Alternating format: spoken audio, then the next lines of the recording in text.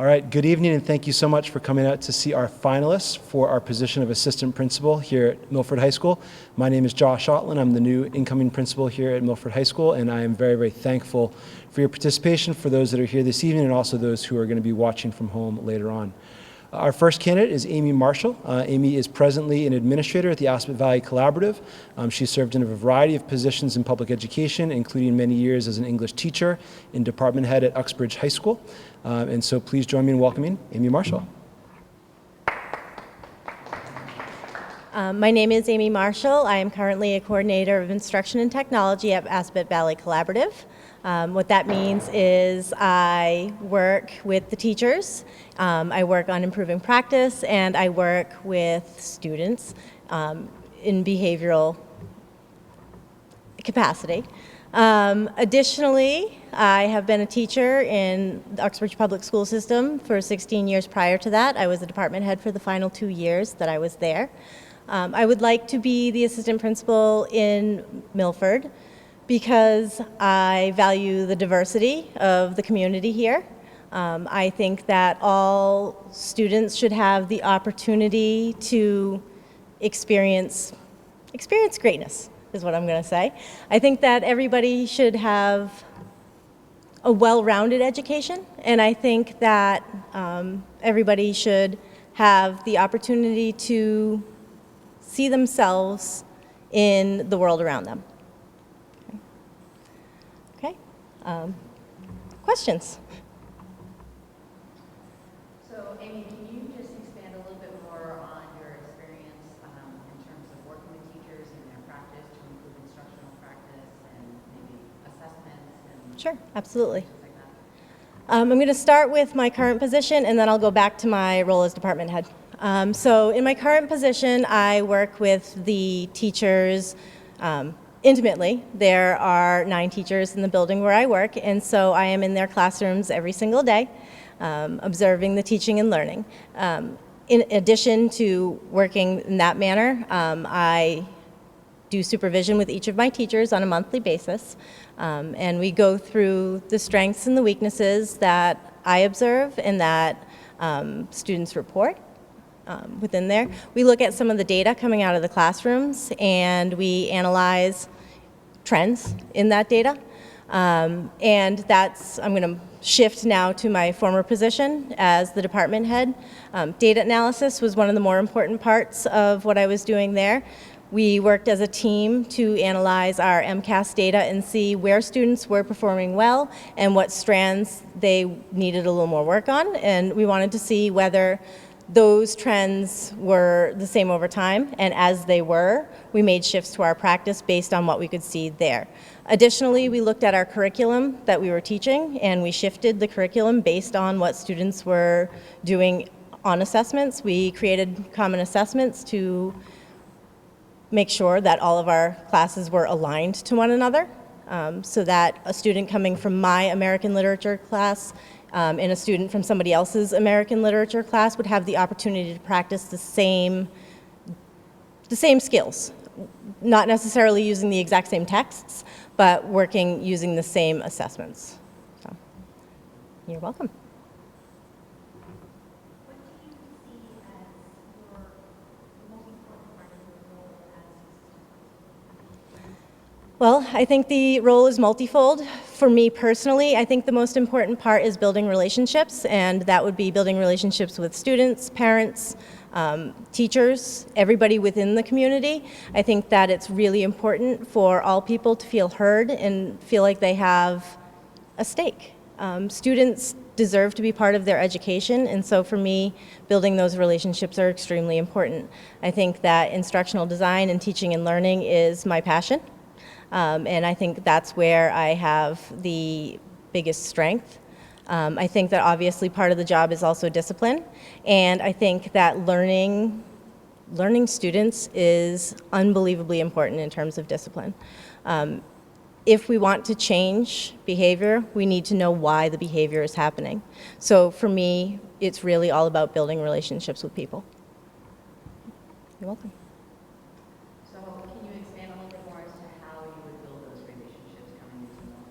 Absolutely. Absolutely. We're a large community, very diverse and Mm-hmm. differentiated. Absolutely. As well as, I think behaviorally, with the Mhm. collaborative, you've had some experience there. Absolutely. Maybe with the ethnicity, Mhm. might be a little bit different. So how would you build those different relationships with the different pockets? So I think it's important to be present.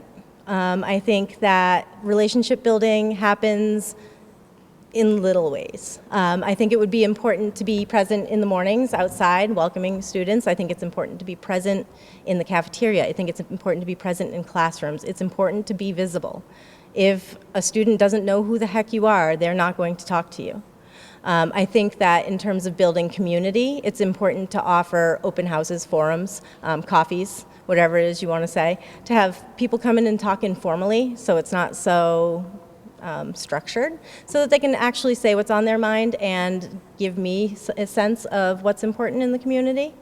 I think that additionally with teachers, it's important to build rapport, to listen to what they have to say and see what they think needs improvement in what is working well so that you don't tweak something that is already working well. So that was my thoughts. Amy, Yes.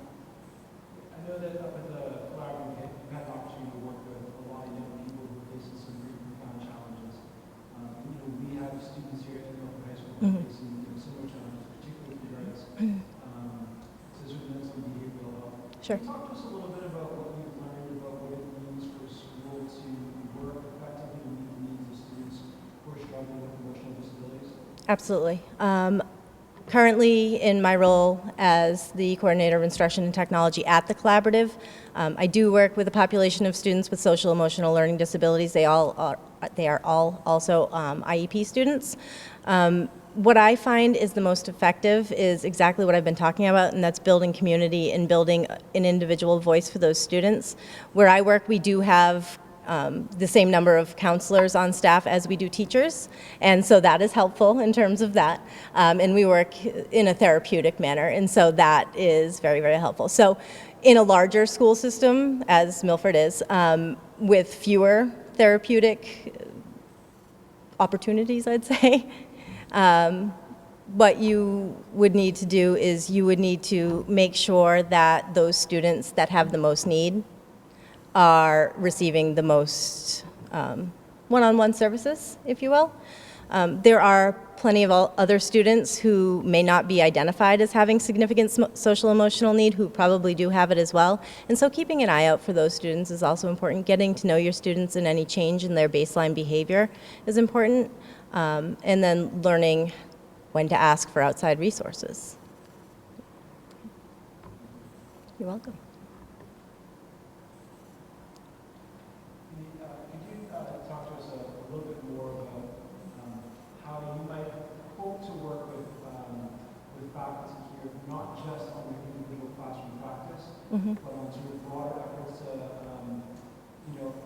develop a positive professional culture here in school and to support the work that's going on within and across departments to raise the caliber of instruction? Sure. I think it's really important to promote teacher leadership. I think that when teachers are given a voice and given some control over the process, that's when we see the best work done. Though teachers may disagree on what works best in individual classrooms, being given the opportunity to talk and share those practices is important. So for example, working in PLCs, if I'm working as a department within a building, what I want to see is that everybody has the opportunity to share, but it's being led with an appropriate agenda, and so we know what's happening in that room. I think that my work with my department in my former district was very, very valuable in this, in pushing forth those initiatives that were going to be important for all classrooms. So for example, if I'm looking at my MCAS data and I see that, okay, our students are doing pretty well here now on their open response questions, but they're still losing a few points on the broader writing challenges. How do I promote more in-depth analysis? How do I promote higher order thinking skills? When I'm working in a larger group, it's easy, you have a diverse perspective. And having a diverse perspective gives you the opportunity to hear some things you might not have thought of. So on my own, I can look at those results and I can say, all right, so here's what I need to do based on this. But if I hear other people giving other ideas, I might try something new. And I think that that's very, very important in terms of bringing things to the whole staff. Additionally, I think it's nice for teachers to be able to share their knowledge and share their areas of expertise. So doing best practice series during faculty meetings or doing a best practice series in a department meeting format is really kind of nice. It's nice to see colleagues when they are in their element. So let's say I'm a biology teacher and I am fervent about, I don't know, cell division. I'm just going to use that because I've used it already today. So I'm fervent about cell division, and I want to teach the rest of my colleagues how I show students how to differentiate between mitosis and meiosis. And I give a best practices series on how to teach students about cell division. Well, the rest of my teachers are going to see that I'm passionate about that, and passion is what changes people's minds. So maybe I didn't like cell division before this, but somebody shows me how to do this really cool lesson. I'm going to try it. Because if it's working well for them, maybe it'll work well for me, and it'll give me another tool in my toolbox. Okay. You're welcome. What other questions from our parents? I can certainly offer more. Let me throw it out. How do you approach kind of culture building and building kind of a positive school culture? I think that that's actually difficult, but I think that the best way to do it is to be friendly and personable and involving activities. I think there needs to be activities. And I said this in one of the interviews earlier on. I think that teachers themselves need to go out and do fun things together. So I think as a broader culture, we need to get together and do fun things together. And my idea of fun and somebody else's idea of fun might be different, so we might have to vary those things. So, you know, maybe I want to do a ropes course. All right, not everybody's going to want to do a ropes course. So maybe 1 week we, or 1 month, we do a ropes course, and in another professional development activity, we do something a little less physically active, but more mentally active. I think little things like that go a long way. I think having an open door policy goes a long way. I think talking and sitting down and having coffee with people goes a long way. So for me, that's a good way to build culture. I think that being happy. I know it sounds trite and a little silly, but having a smile on your face every day goes a long way. Because when you smile or make someone laugh, they in turn smile and make someone laugh. So. So could you expand a little bit more on how that would take place with students? Because Sure. with students, there will be, Uh-huh. it might be, there will be a little more interactive in terms of the discipline. Right. And the expectations. So how do you find that balance between the disciplinarian, but at the same point, finding that culture building opportunity with the students? Right. So I think that being present at student activities is important for that. So for example, if a student is involved in theater and perpetually sees me in my office, it's important for me to be at that theater production. It's important for me to be at the dances and the games and all of the places the students are, so that they see that we care about them. And that is ultimately why we're here. We're here because we care about students and we want to see them succeed and we want them to be the best students that they can be. So being present at all of those things is important. And, giving a little high five in the hallway every now and then does not hurt. It's being present in the lunchroom with a smile on your face and talking and getting to know a student. Those are the things that are really, really important. Getting to know people are the things that are really, really important. How do you reach out to those students who are not involved in athletics or drama or music? There is not an activity Right. to go to. Those are the challenges. Those are the challenging students, and you sit down and you talk to them. You join their lunch table. They might not want you there initially, but you join their lunch table and you sit down and you make a connection with them and you find out what their interests are. So maybe they are into anime. Okay, I don't know a ton about anime, but you know what? I can learn about anime and I can ask them about anime. And that relationship building will, in essence, begin. Amy, as we sort of come to a close and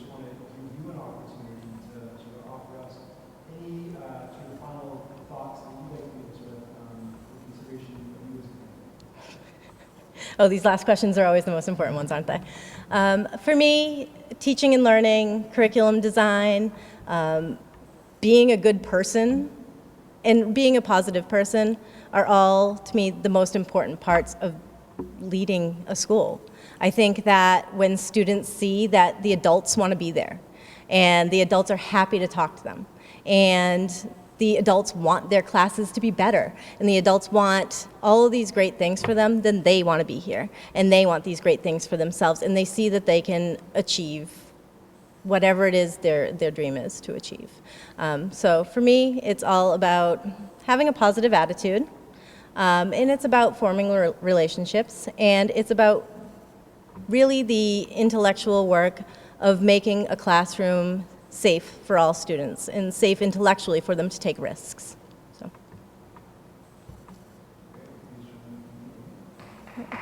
Thank you all. Our next candidate this evening is Siciliano Tucker. Siciliano is currently the Dean of Academics at Paul Cuffey Upper School in Providence, Rhode Island.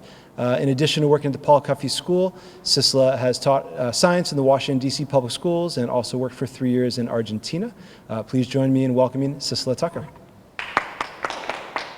So thank you very much for having me. It's wonderful to see parents that are invested in their children's education here. I was born and raised in Sharon, Massachusetts, so not that far away from here, and I went to college at GW, George Washington University in Washington, D.C. Right after I graduated, like Mr. Alton said, I moved abroad, and I thought I was like 100% sure I was going to be a doctor, so I moved abroad to work in the public hospitals there.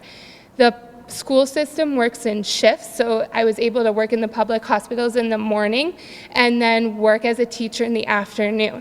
And I quickly saw every time I was working in every shift I worked, I would come home and I'd be crying and devastated about working as a doctor's assistant, and then I would go to school and I would come home and I'd be smiling and happy about teaching. So it was kind of backwards to what I had expected. But I decided maybe teaching's the right thing. So while I was down there, I started my master's program, and then I started it online, and I was able to come back to the States to finish it up here. I immediately got a job in Washington, D.C. in the largest public high school there, about 1,900 students. And I was working there for my first year as a science teacher, as a bio teacher, and my principal approached me and asked if I would consider applying for a department chair. And initially I said no because I was the youngest, least experienced member of the faculty, not of the faculty, of the science department, and he kind of pushed me a little bit, and so I applied and I became the department chair. So for the 2 years I was there, I was the science department chair in charge of over about 10 faculty members of various levels with various responsibilities. After that, my husband actually got into Brown University, so we moved back north, which for me is home. I was much happier in New England than I was in DC. And here I got a job at Paul Cuffey High School, which is a small public charter school in Providence, Rhode Island. After my first year there, we went through some administrative transition, and our head of schools, which is like our superintendent, told me that he thought I should apply to a principal program. And it was at the end of my first year, and I said, no, I don't think so. And we started our my second year there. And then after that, he said it again, and he told me about this program, and I said, all right, I kind of like this school. I like the leadership aspect. I had been science department chair there too for a year, so I went into this principal program. It's a residency program that I was in, so I have very many hours as residency shadowing K through 12 education in Rhode Island, private, public, and charter. At that time, I was also appointed to be academic dean, which is sort of a hybrid role of an assistant principal and a guidance counselor.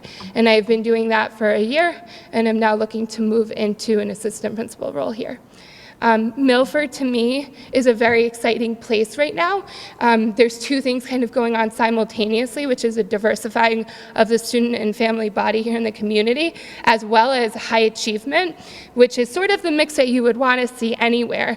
And it would be incredibly exciting to work and be in a place where that is going on, learning how to teach typically underrepresented students while also leading a faculty that is doing great things here with education.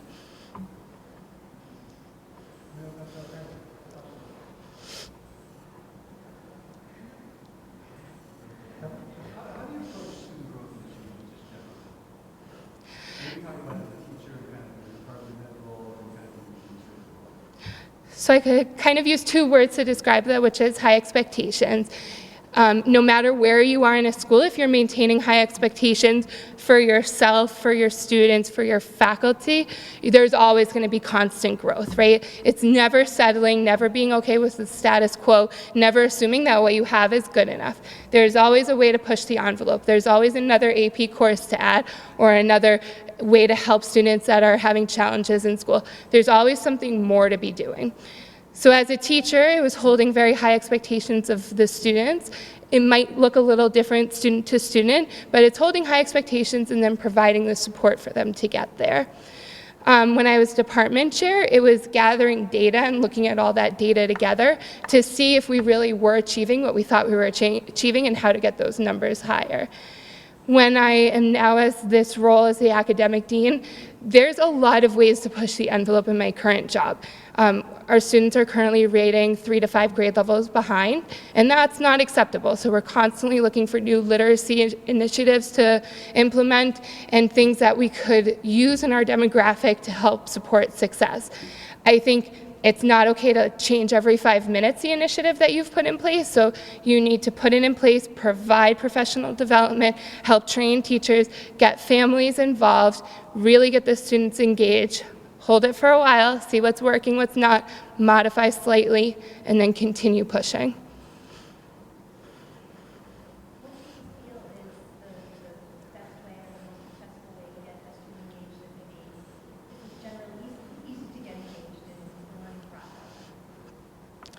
It would probably look different discipline to discipline. I think changing things up, so using different types of learning modalities, maybe, in science adding in more labs, trying to find ways for the student to do things with his or her hands.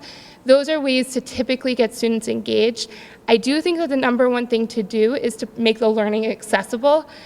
Typically you disengage when you think something is going to be impossible to do. So it takes a lot of differentiation, but also making sure that the content is accessible. This tends to require more work on the part of the teachers because you might be creating different assignments. When I was a science teacher, I used to have mild, medium, and spicy homework, and each student knew what their base level homework was, and then if they wanted to push themselves to go up the upper level, there's a lot of different things to do. If the students disengage in acting out behaviorally, potentially you could assign the student a leadership role, figure out a way for the student to feel empowered and take ownership for his or her own learning as well.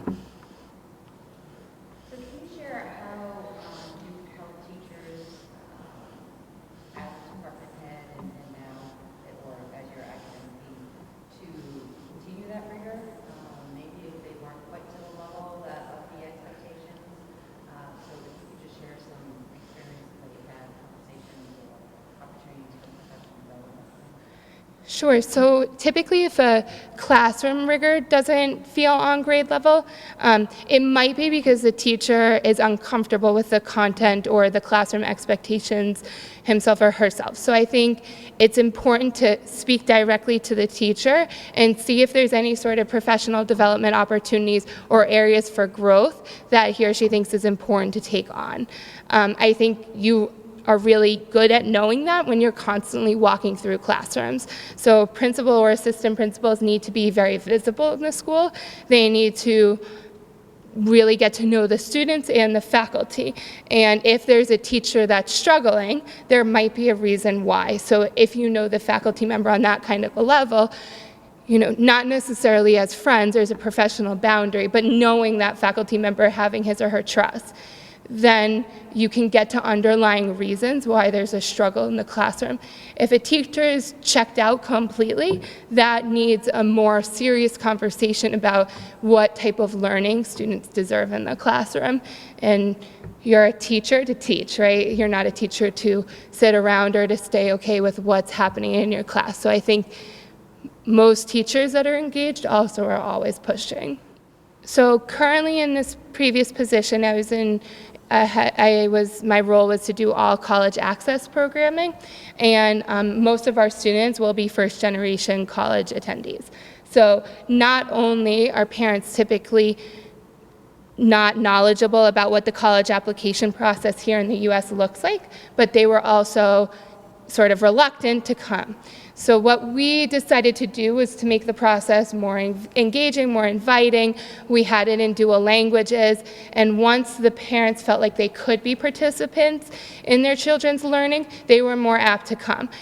My personal philosophy is invite always, and if people choose not to come or they're too busy to come, then that's okay, but at least they felt welcome at the school. I personally think that parents are incredibly important participants in a student's learning journey.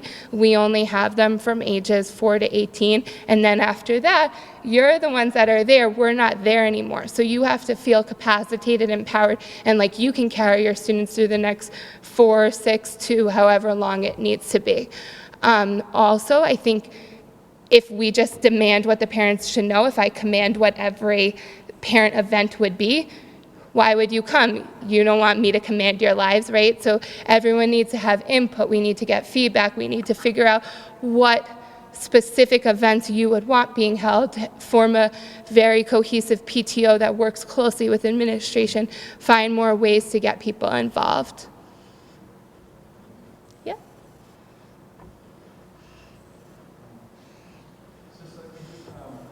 Could you also talk about your experience in trying to support the development of a robust professional culture in the sort of department that you led and the school you're doing back at campus right now? In addition to talking about some of your past experiences, just sort of talk to us a little bit about how do you approach that challenge, trying to get faculty from where they are and trying to help advance them into a more advanced community of instructors and learners. So for that, I would take a twofold approach. I would make sure that I'm modeling appropriate learning behavior. Educators and really people are lifelong learners. So I would make sure that I'm looking at what my areas of growth are and always looking at ways to really push the envelope in my own learning. There are definitely places where I either have had need or continue to have need. I'm a science math teacher. Those are definitely my strengths. Literacy for a while was definitely an area of growth. And I made sure that I read literature, that I got into classrooms, that I did everything I could to hone those skills. So if I'm modeling that, it's easier, I think, for teachers to get on board. Professional learning communities are driven by the staff members in them. So there has to be a lot of choice, a lot of equal partnership. It's no longer administration and faculty. Everyone is learning together. I think with that, teachers have to be also engaged. If the way that learning isn't working, if reading a book study isn't working, get out and go into the classrooms. Go and look at a neighboring school. There's always ways to see what other people are doing, and I think that's kind of exciting. When I did 10 to 12, I can't even remember, school shadowing visits in my principal residency, you could go into a private elementary school, which is polar opposite from what I do, and you always see these great things going on. And looking at those, finding ways to kind of exploit them and see how you can translate them into your own setting is very important. How would you build a relationship with the students and the staff? How do you plan on getting them to get to know you? I think it's being transparent, being vulnerable, and being visible. So students like you being genuinely interested in their lives, asking how their weekend was, getting to know them by name, being at the girls' soccer games, the boys' basketball games, at the theater events, whatever art show you have, right? Always being involved. As an assistant principal of the school, you can't just be a figurehead that kind of sits around and signs papers or disciplines kids. You need to really be engaged in what's going on in this school community. I also think that students love when you put them in positions of leadership. I worked on the principal's cabinet this past year where each grade got to vote on 4 members of their grade to be part of this cabinet. And when we were a school with uniform, when we were changing the uniform, they got involved. When we were determining our cell phone policy, they got involved. When we were going towards Chromebook one-to-one implementation, they got involved. Not saying we followed everything that they wanted, but they were involved, they were heard, and they gave feedback to what we wanted to do. And how would you do that with staff? I actually think it's very similar. Staff need to feel heard, they need to feel valued, and providing listening sessions, providing open door policies, not always being evaluative, sometimes being coaching, being mentoring. I think if you just go in and you're constantly, I know better than you, I've taught for 10 years, I'm the administrator, it's in my title, all that creates is a wall. So it's very important to have this relationship that shows mutual respect and caring in both directions.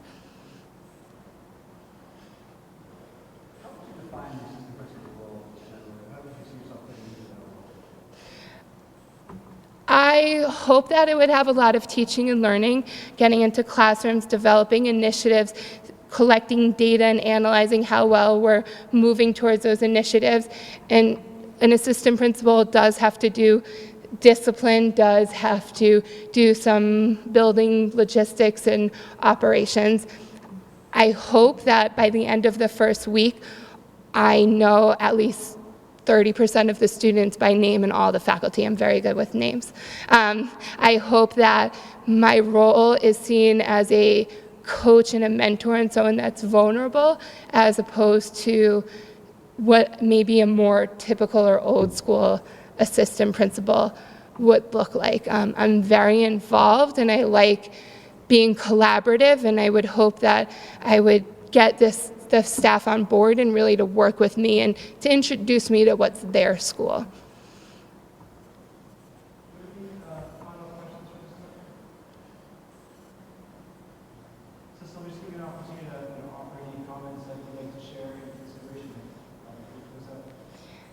So as parents, I know you send your children, sometimes teenagers that you might not want in the house all day, but you send them to us to really educate and hold for multiple hours of the day. And you have to trust a person that's educating your child and bringing them to whatever their future would be. And I just want everyone to know that I understand what that responsibility means, and I don't take light of that. And it needs to be a two-way communication, and I'll always honor that. There might not be thousands of parents in this room, but I would hope that we could create an environment where one day there would be. I want everyone to always feel like I'm approachable, and really to give what's called 360 feedback, right? Everywhere around me, people are giving feedback, and I take that. Thank you very much. Okay. Our third candidate this evening is Rob Siciliano. Rob has worked in a number of different administrative roles, including as an assistant principal at Attleboro High School, Munson High School, and Rockport High School. Rob has also served as a social studies teacher in Bellingham. Please join me in welcoming Rob Siciliano. Thank you kindly for that thoughtful introduction. That was very kind. Good evening, everyone, and thank you for having me. I really appreciate being here this evening. As it was pointed out, I've been a history and social studies teacher for 10 years.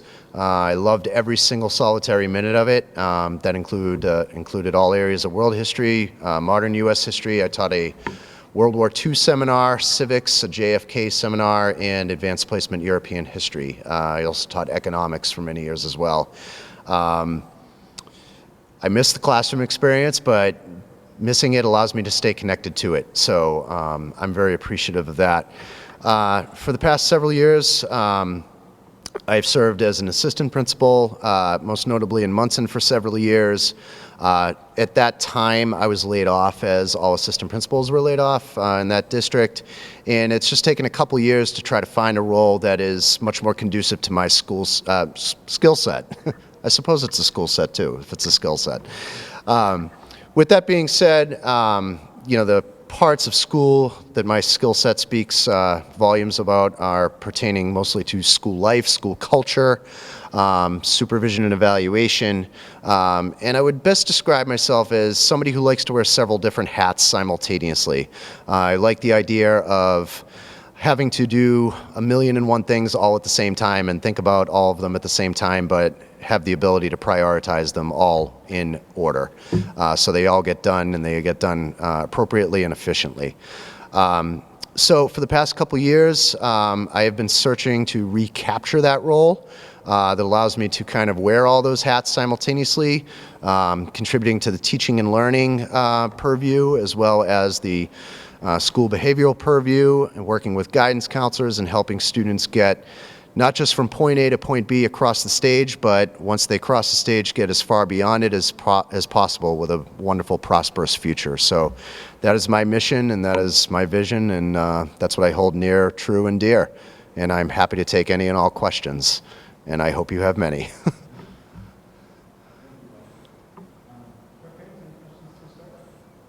So Rob, with the experiences that you had in the different places as an assistant principal, what have you learned from all those different opportunities?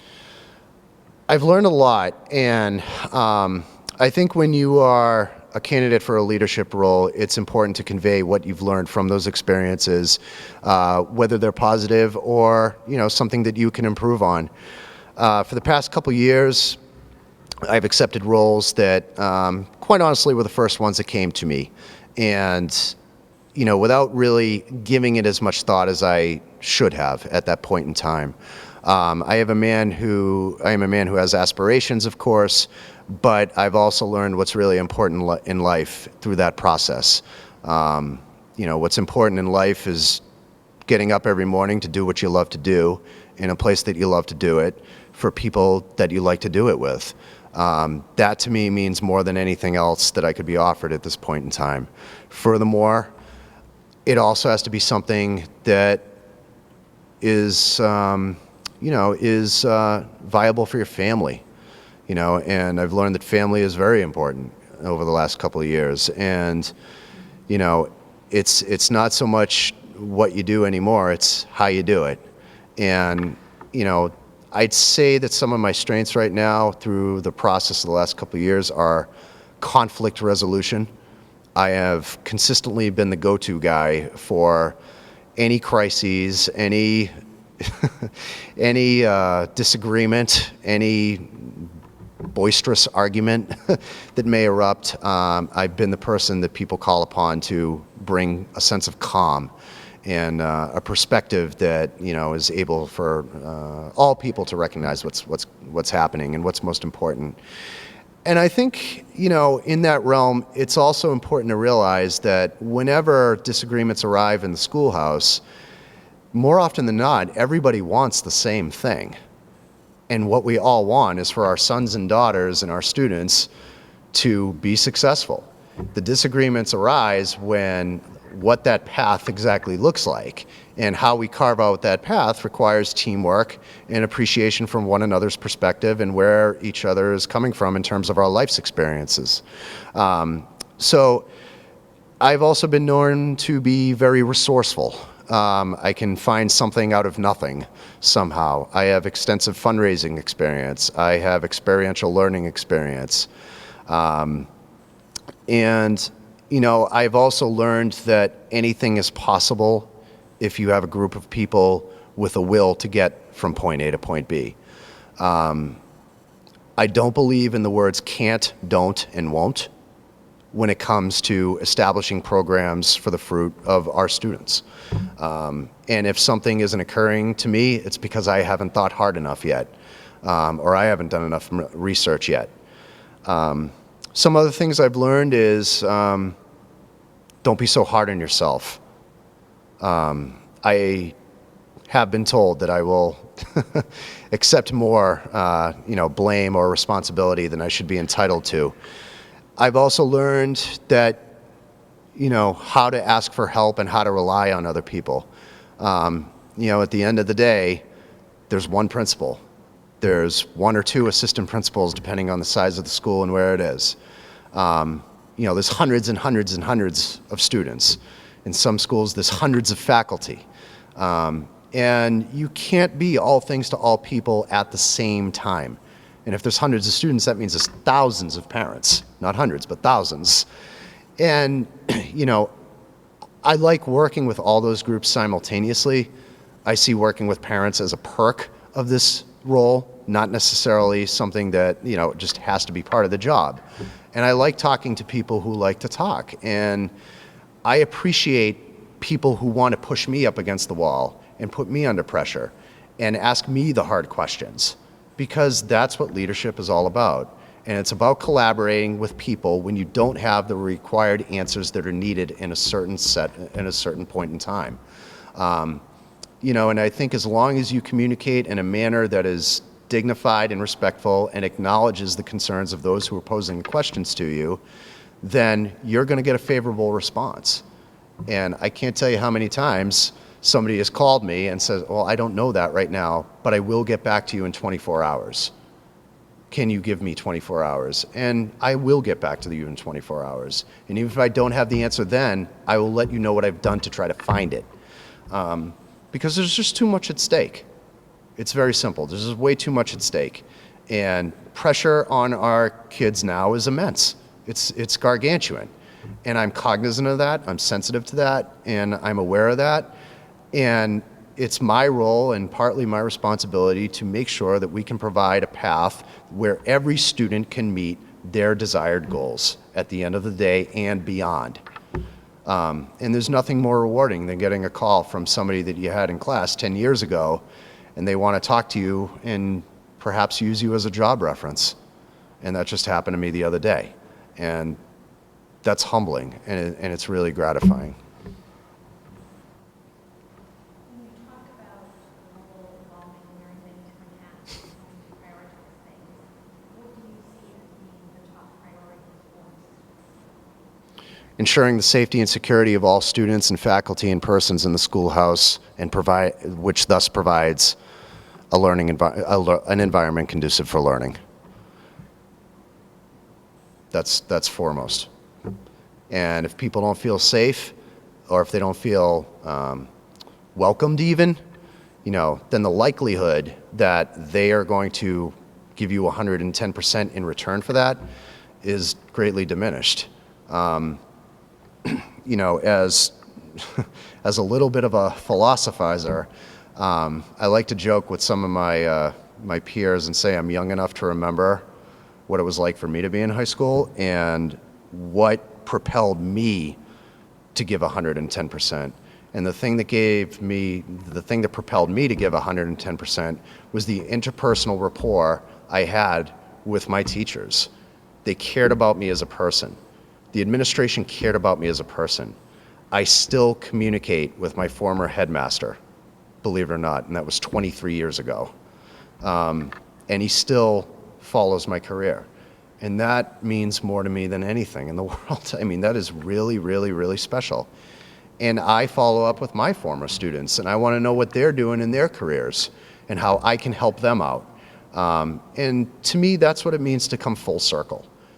Providing that safety and security where people can walk in here on a Monday morning and feel like they're part of something unique, part of a community that's special. They feel like they can contribute to something every day.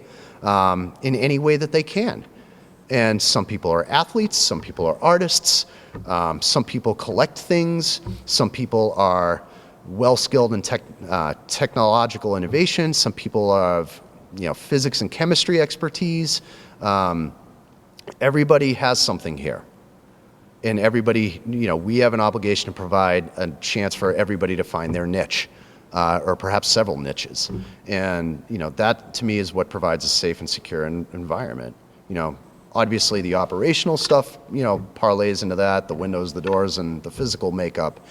But to me, safety and security means people feel free to express themselves without, of fear, as long as it's done in a dignified way. People can share their point of view, as long as that is done in a respectful way and that is countered with some degree of respect. And from what I've learned in the couple of days I've been here, that kind of culture permeates throughout the building. And it's a culture that I'm eager to jump back into. So I'm particularly excited.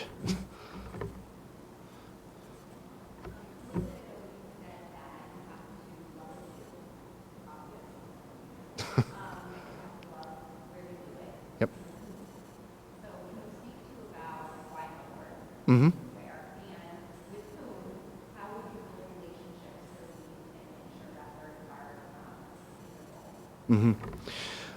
feasible?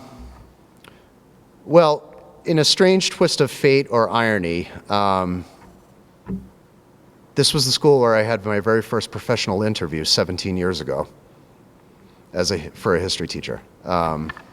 So there's a little sentimental tug. I didn't get the job at the time, but I'm hoping this will prove to bear a little bit more fruit this time around. I learned a little bit about surrounding communities when I taught in Bellingham for many years. And there's also a sentimental restaurant that my parents used to take me to when I was much younger. So we used to drive all the way from Norwood out to the Pago Pago Chinese restaurant. So, those are some of the more, kind of cute reasons. But, like I said, when, I've learned the hard way not to take the first thing that comes in your direction. It has to be the right thing for you and your family. And, when this popped up, and I looked at the job description, and I, looked at the profile on the Department of Education website, and some of the information I found, the school population, the traditions, things of that nature. I'm a very traditional type of person. I really believe in that. Maybe that stems from me being a history teacher. I'm not quite sure, but I think there's a lot of value in that. I come from a town that values that an awful lot. I grew up in Norwood, and most people never leave. They always somehow come back. I don't know what causes that, but so I think I have a pretty good understanding of what that should mean to a lot of people who live here, and that's not lost on me. So to build relationships, part of my entry plan calls for just a self-analysis and a stem to stern review of, the cultural components of the building, what works, what doesn't work, what seems to work, who can I ask for help, where do you go to for X, Y, and Z? And then, once you kind of have a picture, and it usually takes a couple of months, a few months to put that together in your mind, then you get an academic picture, and you work with your administrative team and your teacher leaders to kind of ascertain where you are from an academic perspective as a whole school. Then you can start to kind of brainstorm in your head different ways to contribute. After I arrived, I'll use this as an example, after I arrived in Munson, I'm not sure if you know, but there was a big tornado tore through there a few years ago, you might remember. I arrived like the very next day, and I also got hired the day before school started. So the learning curve, there wasn't much time for a learning curve. And, I really had to kind of learn on the fly, because you still have to satisfy the demands of what your responsibilities are, but simultaneously you're also trying to learn about this big group of people you're surrounded by all at the same time. And, I was able to determine that, stemming from that, natural disaster, combined with the fact that there were an awful lot of teaching cuts, and the budget was in dire straits, and, there was just a general melancholiness, that permeated and radiated through the building. And, they lost their music program, they lost their industrial arts program, they lost a lot of programs. And, I really started to ask myself the same question I ask myself every day. And that is a very simple question that just goes like, are we doing things as good as we can do them, or can we do better? And I think that is the question that opens the door to a whole plethora of possibilities.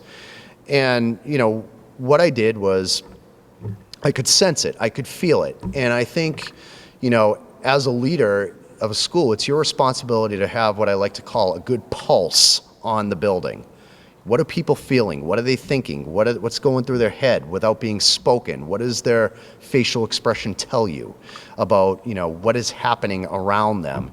And I am sensitive to the fact that we have an awful lot to achieve in 180 days.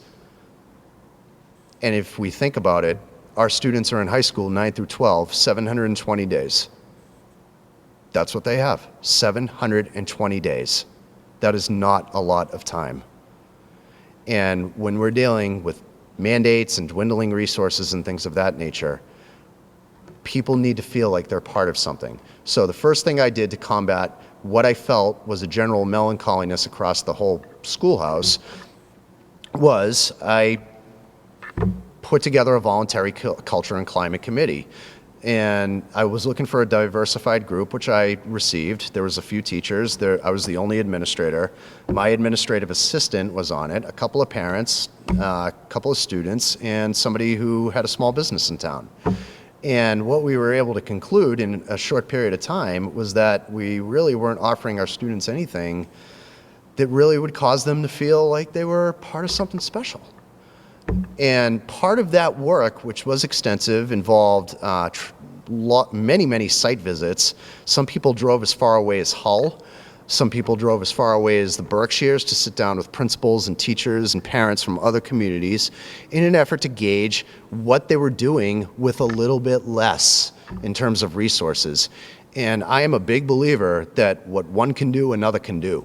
And I don't rest until the students in the school that I am employed in have the best that we actually have to offer. And I don't care if it's Saturday night at midnight when the idea comes to me. I don't care if it's Sunday morning when I'm sitting, having my spaghetti dinner with the family. Our ideas come to us in the strangest of places.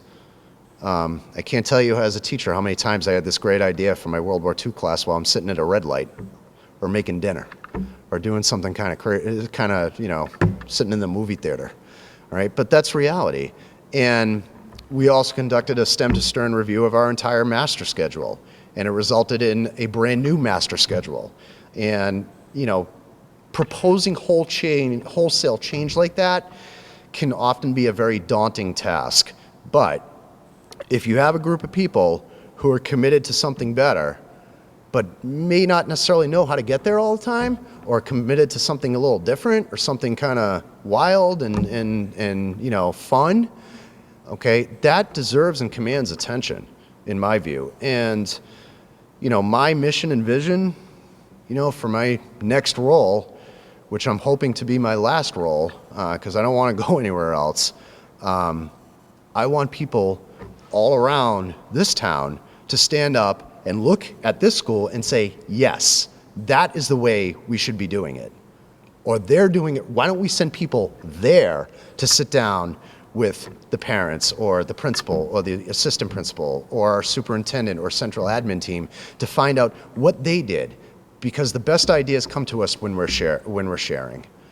And even though we are in different towns and we're in different places, at the end of the day, there is a certain semblance that everybody is part of the same team. And, I like sharing resources with my colleagues, and I like sharing resources through my state association, at the Principals Association. And some of the best things I've ever heard come from people who are in other places. And this kind of follows up on the initial question I was asked about what I've learned. I've learned that everybody has something to offer above all else. So, yep. Yes, sir.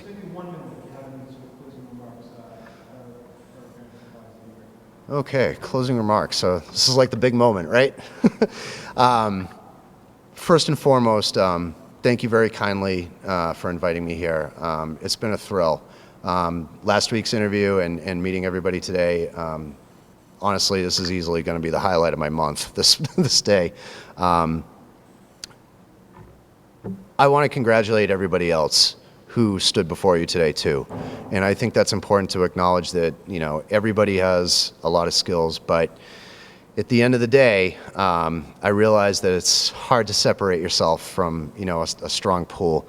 But if you're looking for a person whose three primary virtues are integrity, loyalty, accountability, and you're looking for somebody who is going to be at every single solitary thing that I can be at, and if you're looking for somebody who can, in fact, wear 1,000,001 different hats all at the same time and still somehow manage to stay organized and keep his office neat, then, and somebody who is looking forward to talking to somebody who may want to talk or needs to talk, then I'm hoping and, I'm prayerful that I might be the person you want to bring aboard. And I will stay aboard. So thank you so much. Drive safely, and I really appreciate everybody's time. Thanks. All right, very good. Our fourth candidate this evening is Michelle Olivari. Michelle has been working at Leominster High School for over a decade. Michelle was first a biology teacher at Leominster High School and has recently finished her third year as Dean of Students at Leominster High School. Please join me in welcoming Michelle Olivari. So Josh kind of gave me a good segue. Michelle Olivari, I am from Leominster High School, which is in north central Massachusetts. I started off as a biology teacher there. I've had the experience of teaching inclusion bio, honors bio, and AP level bio. So I've got to do the broad spectrum of different classes in the science department, which is really nice. And 3 years ago, I took the Dean of Students position. So I've done that for the past 3 years at Leominster High School. That is primarily a disciplinary role. So my job is to maintain student conduct in the building, handle all discipline, attendance records, and 2 years ago we were also in charge of responsible for working with the teachers and doing staff attendance records and making sure we were bringing in substitutes, and that's something that we don't do anymore this last year. I have a Bachelor's of Science in Biology, I have a Master's in Biology, and I have a CAGS in Educational Leadership and Management, 9th through 12th for a principal license. So I'm starting to segue now and looking for more of a leadership role. Deans at the high school are pseudo administration, so while I do all the discipline, I don't technically evaluate teachers right now, so I'm looking to get into more of an administrative role, which is why I'm applying for vice principal positions. It's important to be visible, so they don't just see me as the school disciplinarian. I'm very involved in the school.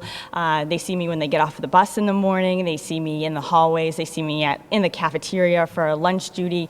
I've also had the opportunity to be there for 11 years, so I've really built a rapport in the building, which has helped me out. You know, school discipline, it's nobody's fun job by any means, but I think if you approach it from a standpoint of learning and then also building relationships with the students, that you made a mistake, we have to handle that individual situation, and then we move forward from there. I'm not going to hold it against you for the next 180 days of school or whatever it ends up being, and that we start with a clean slate when you walk back into my office or when I see you in the hallway the next time. I'm not going to hold it against you.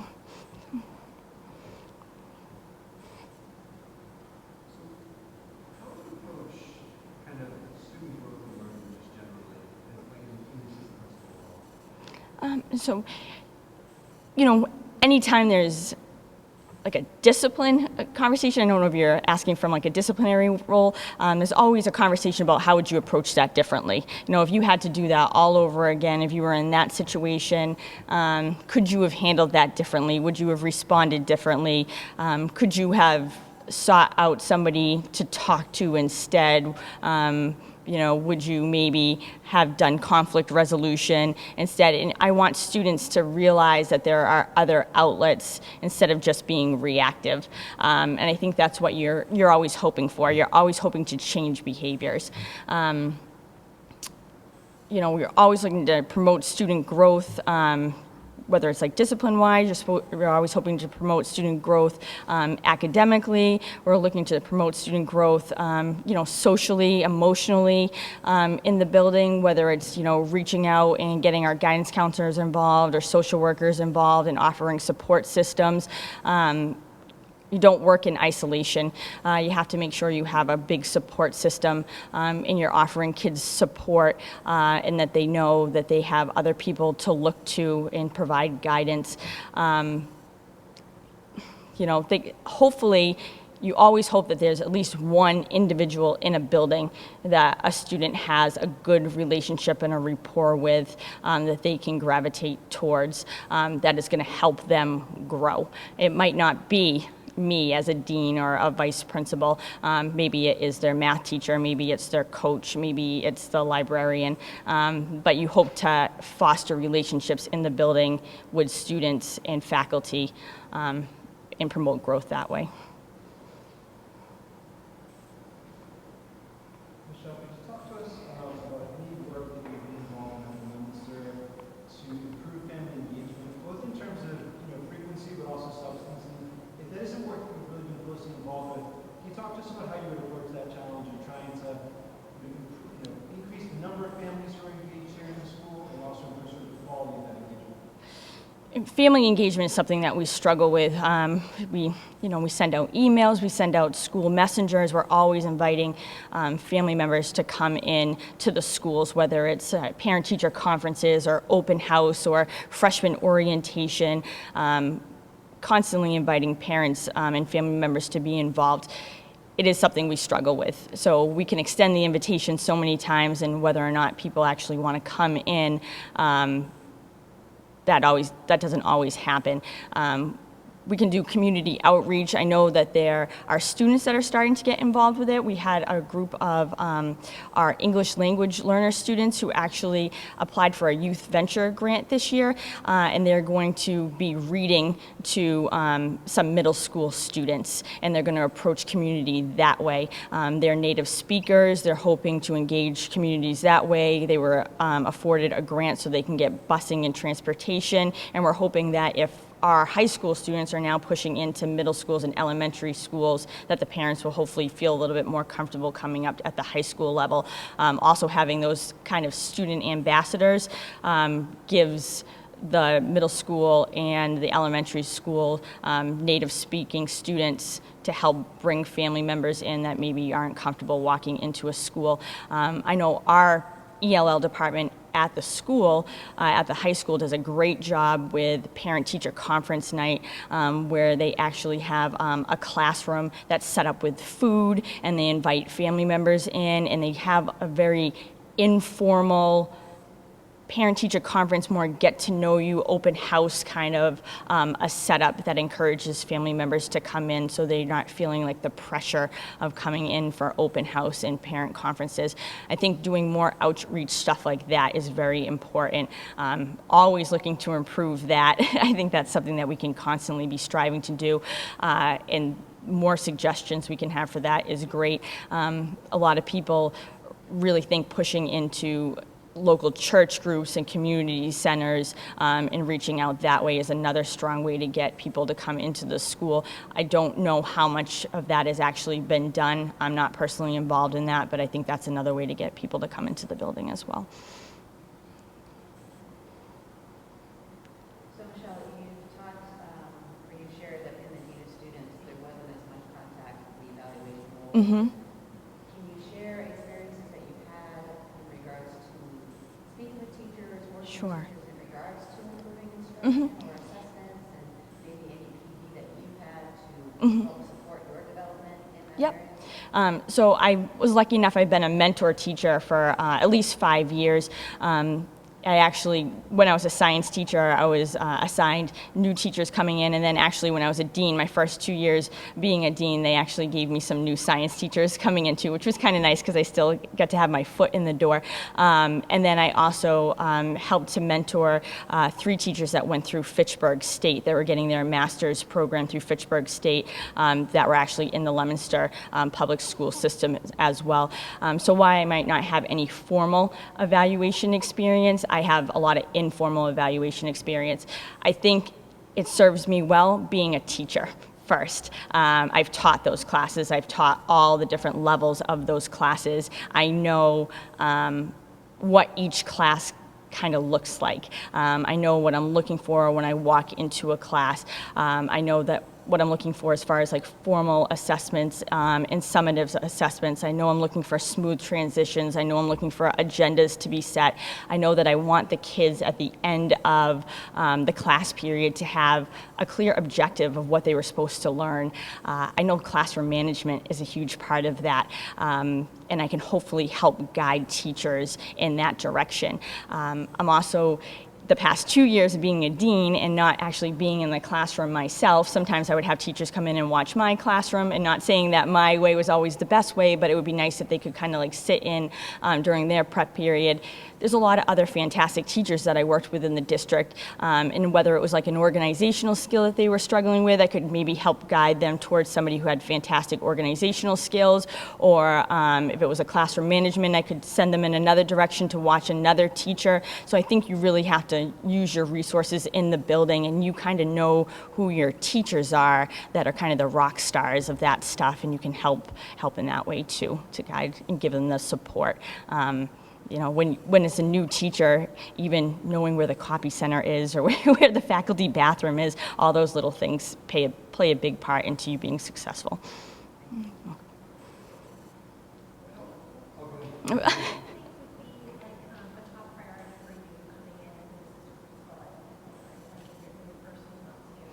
Getting to know the faculty, getting to know the students, getting to know the community.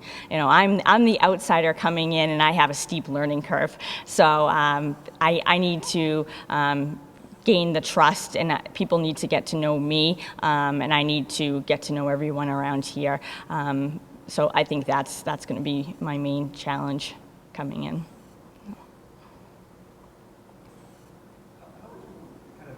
This is kind of related to that. How would you approach, the assistant principalship? What would you see as kind of your key responsibilities or priorities, and how would you kind of contribute to the greater, beyond just office? So, assistant principalship, has, from my understanding, has two parts. It has, the disciplinary role, and it has the evaluation piece of it too. So I'm going to have to be able to find a balance of that and work with the other assistant principal and Mr. Otland to make sure that we're finding that balance and carrying out the goals and the mission of the school and driving the school in the direction that they want it driven in. So it's going to be a balancing act. It's going to be, again, a learning curve for me. I have to figure out really what the priorities are, and that's going to be pretty much directed by my boss, and I'm going to work towards the mission of the school. Did that answer what's the second part of the question? Okay. Michelle, as you mentioned, not all schools are equally good places for faculty to work. Right. We want to develop the best possible community and culture Mm-hmm. for our faculty. Can you talk about, so what do you see as sort of the attributes of like a really healthy, high-functioning sort of faculty community, and how do you think you can contribute to the development of the best possible community for our faculty? I think you have to be able to communicate effectively. I think if people can't have open lines of communication about what is working or what isn't working, then nothing can ever be improved. So whether that's not liking something that I'm doing as a possible assistant principal, or whether it's not being happy with something that's going on in the building, if everything is kept to themselves and there's quiet maybe animosity, or I don't know how to correctly phrase that, going on in the building, and it's not correctly vocalized, things are never going to improve. So if you have a trusting and supporting staff that believes in their administration, and they know that their administration is trying to do what's best for them as a faculty and the student population, and they feel that they can say what they need to say in an effective way, and they're going to be listened to, I think that's huge. I think that's key. Everything that gets brought to someone's attention isn't necessarily going to get changed, but as long as they're being heard, and if they know that certain things are a priority, that's important. I think also from an administrative standpoint, if administration is transparent with the faculty about what the key things are that they want to accomplish during the school year, I think that puts the faculty at ease as well.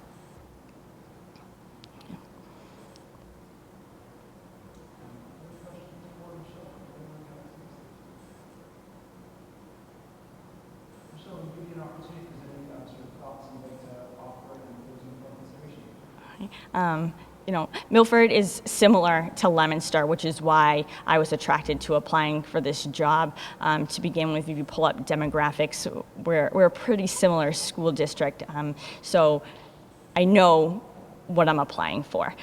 We have a similar ELL department, we have a similar school size, similar faculty size. I'm familiar with this type of school dynamics, this type of school diversity, and I like working with that group of students. That's, so I specifically work with a lot of the ELL students because of like the house that I'm divided into at Leominster, and I know that you're a similar ELL population here at Leominster High School, similar at Milford to Leominster High School. I don't shy away from the discipline. I've been doing it for 3 years, and I can still walk out every day and still have positive relationships with students, which I think is an important piece of it too. So, okay. Okay, thank you. Thanks. Our fifth candidate this evening is Heidi Godowski. Heidi is a longtime public school educator who had a lengthy career in special education here in Massachusetts, and more recently has worked as an administrator in Lincoln, Rhode Island, where she has served as both a high school assistant principal and more recently as a middle school principal. So please join me in welcoming Heidi Godowski. Thank you very much, Josh. I had the fortunate opportunity to interview today with Josh and Mr. McIntyre, Superintendent of Schools, Matthew Bayonne, who's the guidance director, and the other assistant principal, Richard Pierre Gustavo, and it was wonderful. Last week I got to interview with Craig Consigli, and again with Josh and other committees, including the, school committee members, students, and parents. What I want to say about why I want to be here at Milford High School is it's a little bit, my road is a little bit different. And I'm sure when people take a look at the fact that I was a principal of middle school and also an assistant principal of a high school, you're left kind of wondering why I would be here today. Well, the reason why I'm here today is because I absolutely love the role of being an assistant principal of a high school. I absolutely relished that role when I was at Lincoln High School, and I was very involved in the CTE, the Career and Technical Education model that we sort of took off on while I was there. I managed the Perkins grants of $600,000 as one of my many roles. As many of you may know, an assistant principal's main focus is discipline, and also has other roles such as special education, working with teachers, you're doing evaluation, you're involved in other committees, and then you may have another project that you may be working on, and mine was CTE and also special education. The reason why I liked being assistant principal at the high school in Lincoln, which has a very similar demographic to Milford, is because I was able to work directly with the students and connect them from the high school to post-secondary options, and also with the special education groups, and making sure that they received free and appropriate education that was very rigorous to help them achieve and move forward, that was appropriate to them, individualized and differentiated. I also liked doing the evaluations with teachers and working with them collaboratively on formative assessment.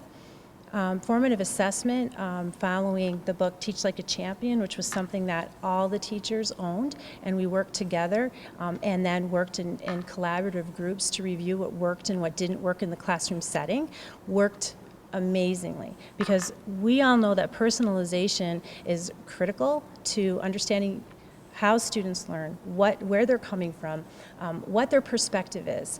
And utilizing formative assessment in a way that students can discuss what's going on, utilize technology and collaborative groups, helps them to be able to discuss those specific things about each other, and also bring new perspectives to learning. Teachers then can use formative assessment to help understand what students do and do not understand about their instruction, so then they can have informed instruction and work with students in another way. One of the initiatives that Milford High School has, that we also had at Lincoln, is the technology initiative as part of the strategic plan. And bringing in the technology one-on-one here is going to be a huge feat if that happens, and it would be super exciting if it did. But utilizing digital citizenship is a critical role of the assistant principal, and helping students to understand the footprint that they're leaving for when they use technology. Also, how to utilize technology appropriately, and also digital literacy, so they understand the appropriate resources to use.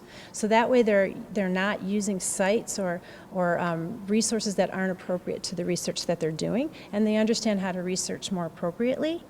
When you use formative assessment in the classroom setting, you also engage students. You're able to have question and answering of peers to peers, and also peers to teachers, and not just teacher to students. And then you're able to have that upward communication, and you're able to reach that higher level thinking. And so formative assessment is critical to teaching. So I think that having initiatives like that at the school setting was extremely rewarding to me, and it's also something that I'd like to get involved in again if I were assistant principal here at Milford High School. I was able to meet with Josh and also Richard, the other assistant principal, and I think that Milford High School has so much to offer. And I can only imagine what the parents and teachers and students might be feeling, knowing that 3/4 of their administration, or I'd say 2/3 of the administration has changed, and it's got to be a little nerve-wracking. But I can honestly say, in meeting with Josh and then meeting with Richard, that if I were assistant principal here, it would be an amazing team. And I would welcome that, because I would support Josh 100% and his initiatives based on what I've learned so far and what our discussions have been regarding special education, at-risk students, career and technical education, and what his thoughts are in collaboration with the teachers and the parents and the community and other administrators here at school. It would be an amazing success. So I would support him 100%. And that's what I love about the role as assistant principal. As far as working with special education students and students at risk, as Josh I think he might have mentioned this, I'm professionally certified as a principal, assistant principal, special education director, and a special education teacher at all levels in Massachusetts and Rhode Island. And I work really hard in everything that I do. I love working with students who are at risk and have specific learning needs, as well as students that are upwardly challenged in the sense that they are taking AP classes and they're looking at, what can I do next, and what's my next big challenge, and what are some of the ways that I can incorporate those things into my everyday life. Those are the kinds of things that I'm very versatile in, and I think makes me a really good choice as an assistant principal, but also, a really good mentor to students. And looking at those programs and working with them to make sure that they're reaching their potential is critical.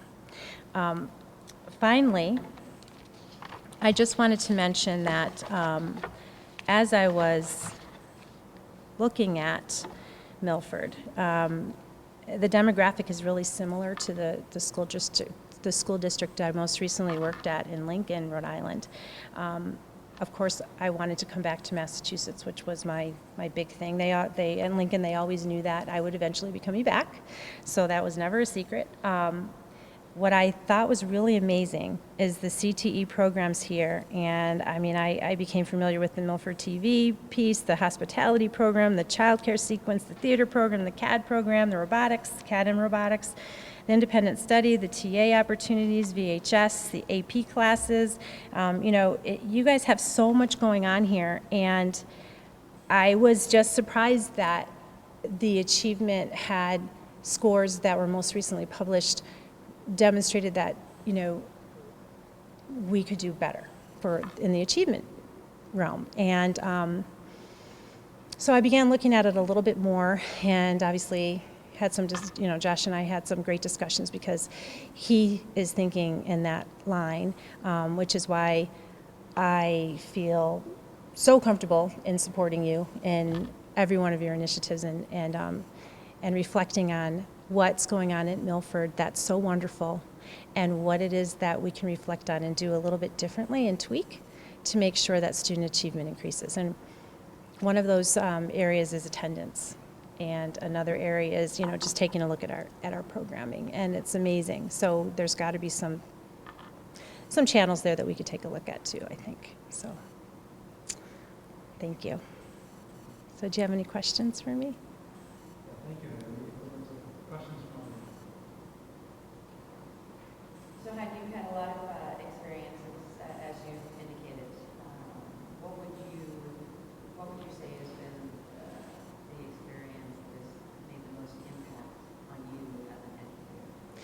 That one of the areas that has made the most impact are the connections with the high school level and the post-secondary options for students.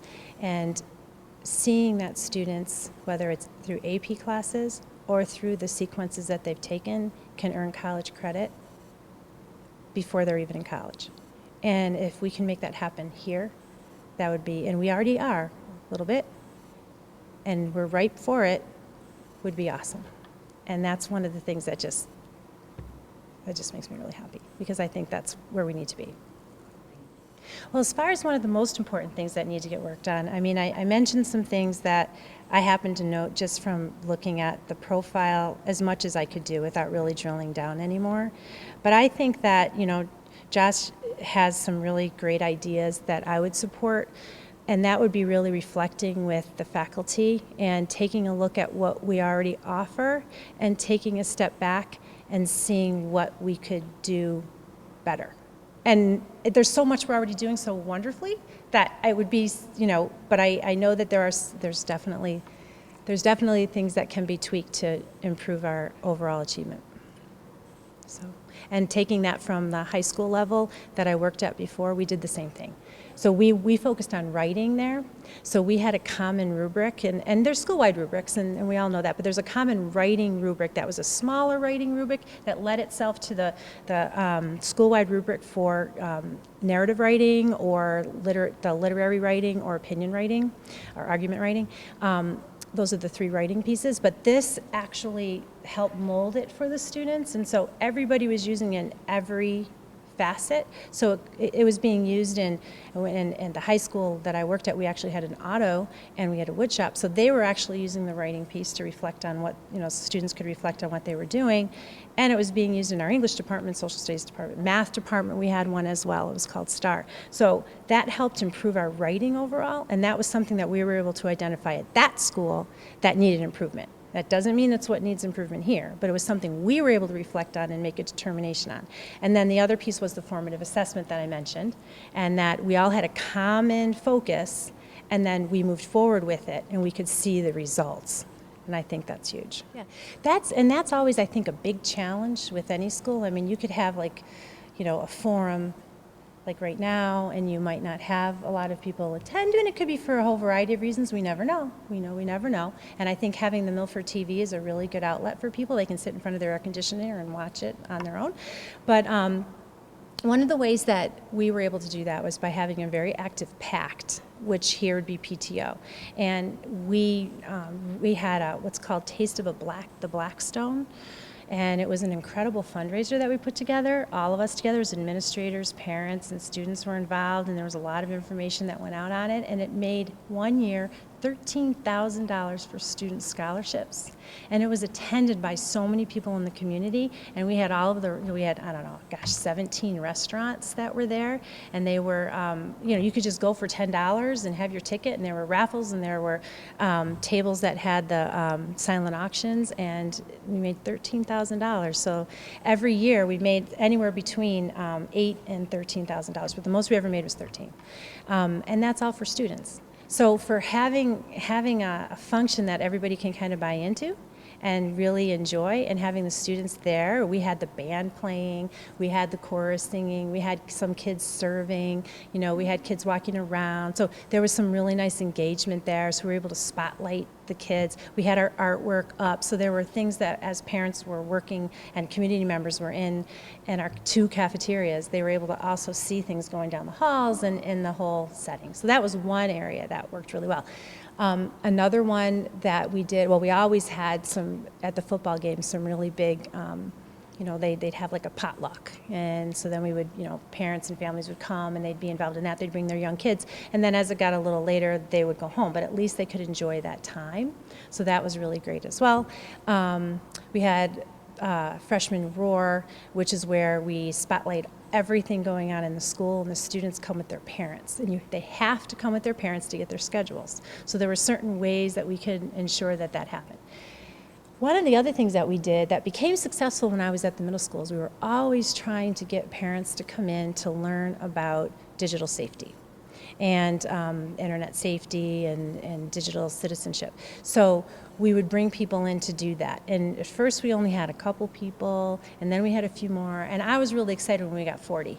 And that was huge for me, because that, you know, and we had it all filmed, and we also streamed it. So that was really big. But 40 people, that's something, you know, when you're not able to get people initially and you're able to get 40. And I know it doesn't sound like a lot, but those were people that were really concerned. So you knew then that it was an issue. But oh my gosh, I've been bombarded. We have an email that you guys, I'm sure, have as well.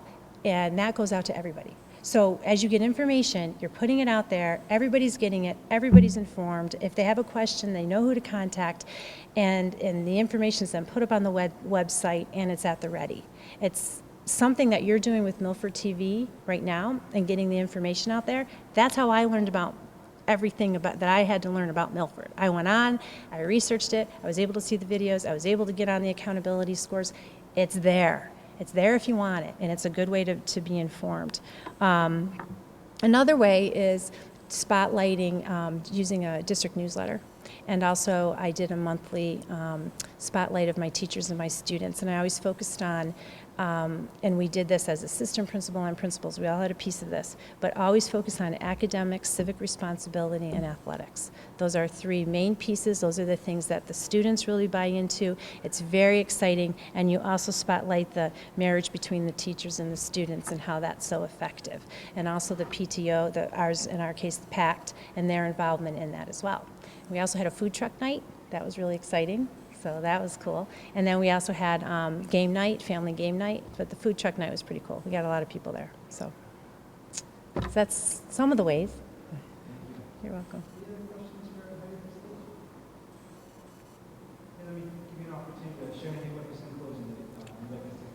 Okay. All right. Well, in closing, I know that you guys just went through a NEASC process here. I was very involved in NEASC as well, and I had the opportunity to go to Maine at one point, and also was a co-chair of one of the NEASC pieces when I was at Oxford High School in Massachusetts.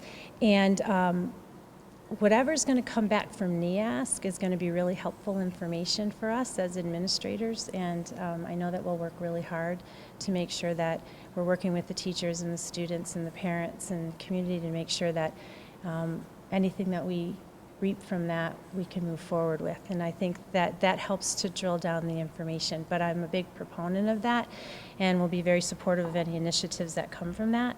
And as an assistant principal, whenever there's questions or concerns from parents, students, people in the community, one of the things that I bring to the table is that I have done that, and I can support Josh because I know he's going to have a lot of initiatives that he's going to need to focus on, and I would like to know and hope that he could rely on me to know that I'm going to be making those decisions that have to get made with integrity, and that's who I am. So I just wanted to make sure you knew that.